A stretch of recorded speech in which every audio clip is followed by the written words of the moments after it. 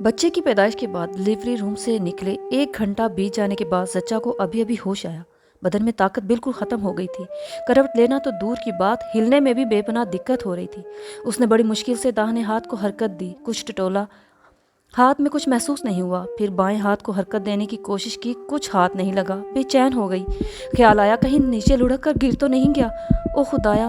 ہمت جٹا کر بمشکل پلنگ کے نیچے دیکھا، نیچے بھی نہیں۔